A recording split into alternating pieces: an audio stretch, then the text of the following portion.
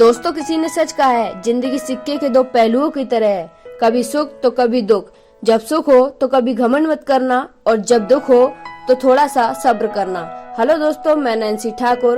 दोस्तों, आज हम आपको बताएंगे कि समय और धैर्य का क्या महत्व है। तो आइए इस स्टोरी को ध्यान से सुनते हैं। दोस्तों, एक साधु घाट के किनारे अपना डेरा डाले बैठा था। वहाँ वह धूनी रमा कर पूरे दिन बैठा रहता था और वह बीच बीच में ऊंची आवाज में चिल्लाता, जो चाहोगे सो पाओगे।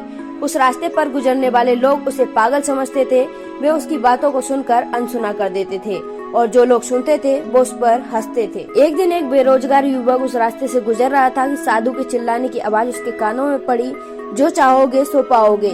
वो युवक उस साधु के पास गया और पूछने लगा, बाबा आप बहुत देर से चिल्ला रहे हो, जो चाहोगे सो पाओगे। क्या आप सच में मुझे वो दे सकते हो जो मैं पाना चाहता हूँ? साधु बोला, हाँ बेटा, लेकिन तुम मुझे पहले ये बताओ कि तुम पाना क्या चाहते हो। युवक बोला, बाबा मैं चाहता हूँ कि एक दिन मैं हीरे का बहुत बड़ा व्यापारी बन जाऊँ। क्या आप मेरी ये इच्छा पूरी कर सकते हैं? बाबा बोले, बिल्कुल बेटा, मैं तुम्हें एक हीरा और एक मोती देता हूँ, उससे तुम चाहे जितने मोती बना सकते हो। साधु की ये बात सुनकर युवक की आंखों में आशा की ज्योति चमक उठी।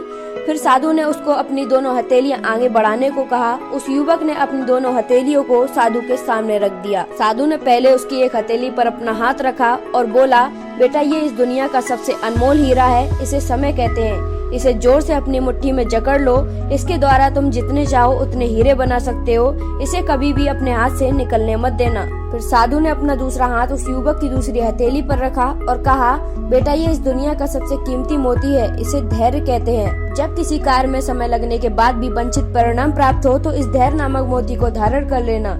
यह मोती अगर तुम्हारे पास है तो तुम इस दुनिया में जो चाहो वो हासिल कर सकते हो। युवक ने ध्यान से साधु की बात सुनी और उन्हें धन्यवाद कर वहाँ से चल पड़ा।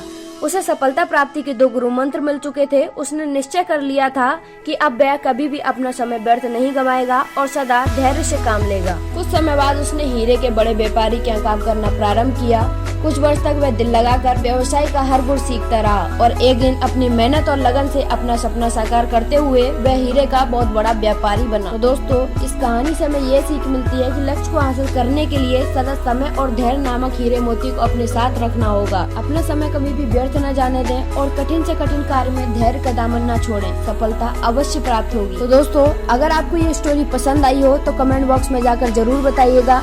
ऐसे ही मिलते रहेंगे और अच्छी स्टोरियों के साथ। आज के लिए बस इतना ही। धन्यवाद।